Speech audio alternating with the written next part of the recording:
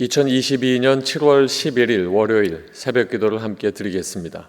하나님의 말씀은 신명기 21장 말씀입니다. 내 하나님 여호와께서 내게 주어 차지하게 하신 땅에서 피살된 시체가 들에 엎드려진 것을 발견하고 그 쳐 죽인 자가 누구인지 알지 못하거든 너희의 장로들과 재판장들은 나가서 그 피살된 곳의 사방에 있는 성읍의 원근을 잴 것이요 그 피살된 곳에서 제일 가까운 성읍의 장로들이 그 성읍에서 아직 부리지 아니하고 멍에를 매지 아니한 암송아지를 취하여 그 성읍의 장로들이 물이 항상 흐르고 갈지도 않고 씨를 뿌린 일도 없는 골짜기로 그 송아지를 끌고 가서 그 골짜기에서 그 송아지의 목을 꺾을 것이요 레위 자손 제사장들도 그리로 갈지니 그들은 내 하나님 여호와께서 택하사 자기를 섬기게 하시며 또 여호와의 이름으로 축복하게 하신 자라. 모든 소송과 모든 투쟁이 그들의 말대로 판결될 것이니라. 그 피살된 곳에서 제일 가까운 성읍의 모든 장로들은 그 골짜기에서 목을 꺾은 암송아지 위에 손을 씻으며 말하기를 우리의 손이 이 피를 흘리지 아니하였고 우리의 눈이 이것을 보지도 못하였나이다. 여호와여 주께서 속량하신 주의 백성 이스라엘을 사하시고 무죄한 피를 주의 백성 이스라엘 중에 머물러 두지 마옵소서 하면 그 피 흘린 죄가 사함을 받으리니 너는 이와 같이 여호와께서 보시기에 정직한 일을 행하여 무죄한 자의 피 흘린 죄를 너희 중에서 제할지니라. 내가 나가서 적군과 싸울 때에 내 하나님 여호와께서 그들을 내 손에 넘기심으로 내가 그들을 사로잡은 후에 내가 만일 그 포로 중에 아리따운 여자를 보고 그에게 연연하여 아내를 삼고자 하거든 그를 내 집으로 데려갈 것이요 그는 그 머리를 밀고 손톱을 베고 또 포로의 의복을 벗고 내 집에 살며 그 부모를 위하여 한 달 동안 애곡한 후에 내가 그에게로 들어가서 그의 남편이 되고 그는 내 아내가 될 것이요 그 후에 내가 그를 기뻐하지 아니하거든 그의 마음대로 가게 하고 결코 돈을 받고 팔지 말지라. 내가 그를 욕보하였은즉 종으로 여기지 말지니라. 어떤 사람이 두 아내를 두었는데 하나는 사랑을 받고 하나는 미움을 받다가 그 사랑을 받는 자와 미움을 받는 자가 둘 다 아들을 낳았다 하자. 그 미움을 받는 자의 아들이 장자이면 자기의 소유를 그의 아들들에게 기업으로 나누는 날에 그 사랑을 받는 자의 아들을 장자로 삼아 참 장자 곧 미움을 받는 자의 아들보다 앞세우지 말고 반드시 그 미움을 받는 자의 아들을 장자로 인정하여 자기의 소유에서 그에게는 두 몫을 줄 것이니 그는 자기의 기력의 시작이라. 장자의 권리가 그에게 있음이니라. 사람에게 완악하고 패역한 아들이 있어 그의 아버지의 말이나 그 어머니의 말을 순종하지 아니하고 부모가 징계하여도 순종하지 아니하거든 그의 부모가 그를 끌고 성문에 이르러 그 성읍 장로들에게 나아가서 그 성읍 장로들에게 말하기를 우리의 이 자식은 완악하고 패역하여 우리 말을 듣지 아니하고 방탕하여 술에 잠긴 자라 하면 그 성읍의 모든 사람들이 그를 돌로 쳐 죽일지니 이같이 내가 너희 중에서 악을 제하라. 그리하면 온 이스라엘이 듣고 두려워하리라. 사람이 만일 죽을 죄를 범함으로 내가 그를 죽여 나무 위에 달거든 그 시체를 나무 위에 밤새도록 두지 말고 그날에 장사하여 내 하나님 여호와께서 내게 기업으로 주시는 땅을 더럽히지 말라.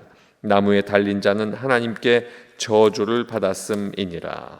아멘. 오늘 함께 나누신 신명기 21장 말씀을 통해서 공동체가 지켜야 할 규칙들이라는 제목으로 말씀의 은혜를 나누겠습니다. 오늘 말씀은 모세가 이스라엘 공동체가 함께 지켜나가야 할 규칙들, 그것을 가나안에 들어갈 세대들에게 알리고 있습니다. 첫 번째는 살인사건의 대속에 대해서 알리고 있습니다. 8절 말씀에 보면 여호와의 주께서 속량하신 주의 백성 이스라엘을 사하시고 무죄한 죄를 주의 백성 이스라엘 중에 머물러 두지 마옵소서 하면 그 피 흘린 죄가 사함을 받으리니. 공동체 생활을 잘 해나가는 것, 이스라엘 백성들이 함께 살아가는 것, 이것을 모세는 원하였고 이들이 함께 살아나갈 때 여러 경우에 관한 규례가 필요한 것을 알고 있어서 그것을 전하고 있습니다. 첫 사례는 살인사건이 발생한 경우입니다. 살인사건은 발생했는데 살인자가 누구인지 모를 경우에 그 살인자가 누구인지 모를 그때의 공동체가 책임을 지고 대속해야만 하는 것을 이야기합니다. 살인자는 마땅히 붙잡히게 되면 하나님의 공의에 따라 심판을 받아야 하는 것이 마땅합니다. 그러나 그 살인자가 누구인지 전혀 모를 때에 예시를 하고 있습니다. 그렇게 공동체가 책임을 지고 대속하는 이유는 히브리서 9장 22절에 나와 있는 말씀과 같이 피 흘림이 없으면 결코 죄의 사함이 없는 그 이유 때문입니다.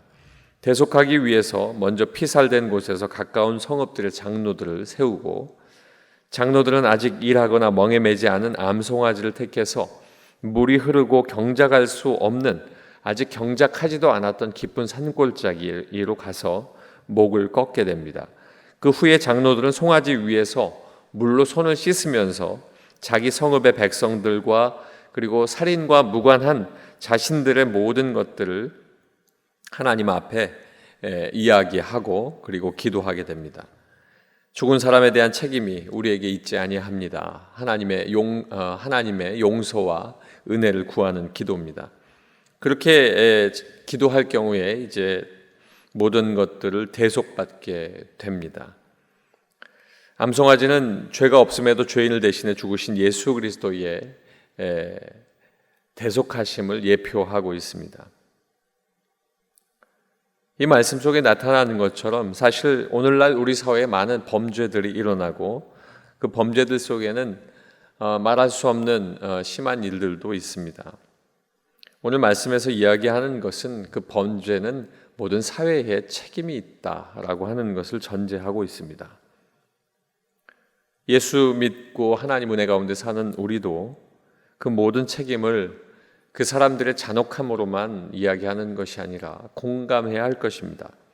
그리고 이 땅에 그런 세속화가 이루어지지 않도록, 그리고 공동체의 책임이 아닌 손가락질을 통해서 어떤 특정한 사람에 대한 어떤 책임으로만 돌리는 그러한 생각들, 그러한 문화들은 우리가 기도하면서 우리가 함께 주님 앞에서 함께 세워져 나가야 할, 배척하고 새롭게 세워져 나가야 할 일들인 것을 우리가 기억하고 기도해야 할 것입니다. 두 번째는 포로가 된 이방 여인을 아내로 삼는 일에 대해서 이야기하고 있습니다. 13절 말씀에 보면 또 포로의 의복을 벗고 내 집에 살며 그 부모를 위하여 한 달 동안 애곡한 후에 내가 그에게로 들어가서 그의 남편이 되고 그는 내 아내가 될 것이요.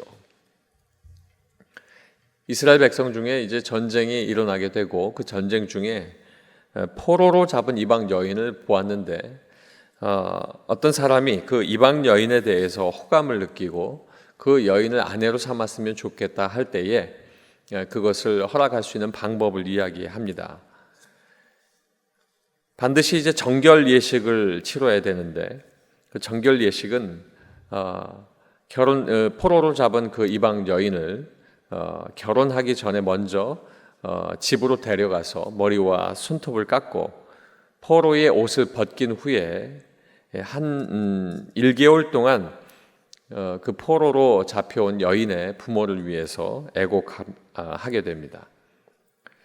그렇게 1개월 동안 애곡하게 하는 이유는 이방 여인으로 하여금 과거 이방의 풍습을 청산하는 것, 그리고 다음으로는 이스라엘 공동체에 적응할 수 있도록 시간을 주는 것, 또 이스라엘 백성들로 하여금 그 이방 여인과 직접 접촉하면서 이방 여인의 이방 풍속을 그들이 배우지 않도록 하는 것입니다. 그리고 또 하나는 가족으로부터 떨어진 슬픔, 그 부모로부터 떨어져 나온 이방 여인을 배려하기 위하여 슬픔을 정리할 수 있는 여유의 시간도 주기 위함입니다.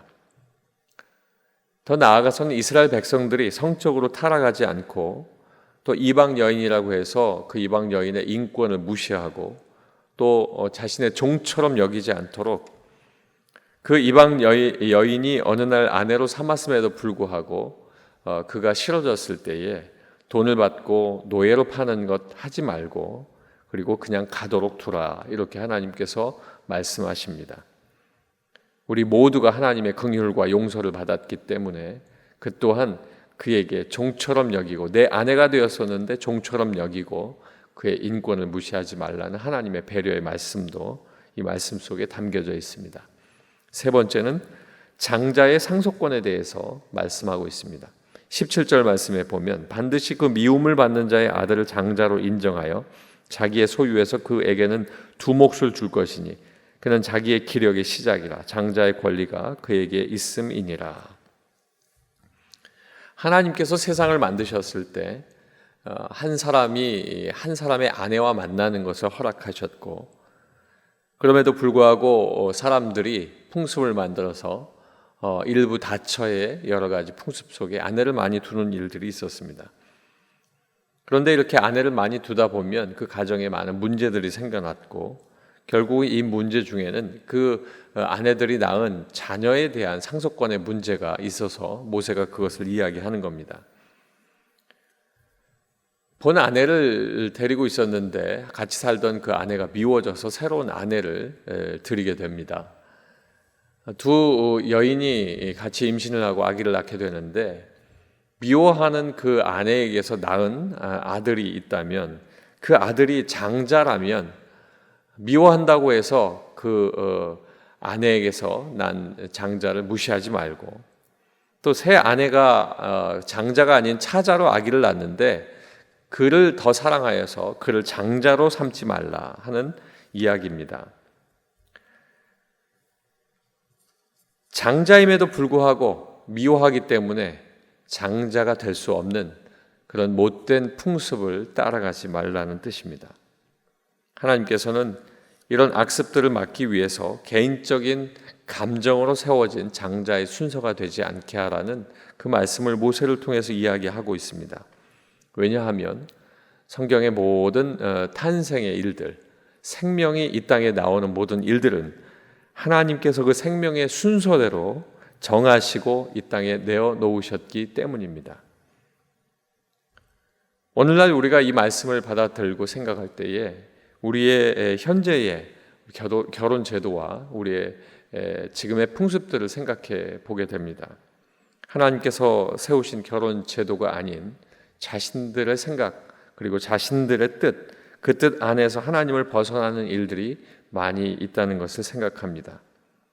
오늘 이 말씀을 듣는 우리들은 하나님의 말씀으로 양육받고, 또한 우리 자녀들 또한 하나님의 말씀으로 양육해서 모든 하나님을 믿는 백성들이 하나님께 영광 돌리는 삶, 영광 돌리는 사회가 될 수 있도록 노력해야 될 것입니다. 살인사건과 포로된 이방 여인을 아내로 삼는 것, 그리고 장자의 상속권까지, 그리고 그 이후의 말씀에는 또 그 가정에 여러 가지 패역한 아들의 이야기가 나오지만, 이렇게 말씀을 계속하고 있는 것은 공동체가 하나로 돼서 나가는 것은 오직 하나님의 진리 안에서 순리를 따라가는 것이다 하는 것을 말씀하고 있습니다. 저와 여러분의 삶이 오늘 말씀과 같이 순리 안에서 말씀대로 살며 하나님의 뜻 안에서 더 큰 복록을 누리고 살기를 주님의 이름으로 축원합니다. 기도하겠습니다. 아버지 하나님, 불미스러운 일이 많은 요사이 일들을 볼 때 오늘 주신 신명기 21장의 말씀이 가깝게 다가옵니다. 공동체 안에서 있는 일들이 특정한 어느 한 사람의 책임만으로 그에게 돌을 던지는 일들이 많이 있는데, 그뿐만 아니라 우리 모두의 책임으로 다시는 그와 같은 일이 반복되지 않도록 하나님 은혜 가운데에서 서로를 돌아보고, 또 그 안에서 하나님 앞에 그 죄를 대속할 수 있는 방법들을 알아가는 그런 사회, 공동체를 이룰 수 있도록 우리나라도 지키고 보호하여 주시옵소서.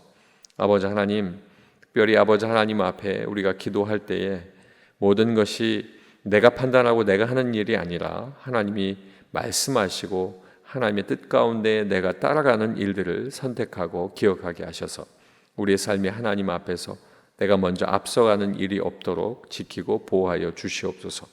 오늘도 아버지 하나님 앞에 말씀 가운데 서서 기도의 문을 여는 귀한 가정마다 아버지 하나님, 내가 아버지 하나님의 뜻을 따라 순종하며 나갑니다 고백하는 복된 고백이 있을 때 하나님 그 기도를 응답하시고 그 삶터 위에 하나님의 놀라운 역사하심을 보여주시옵소서.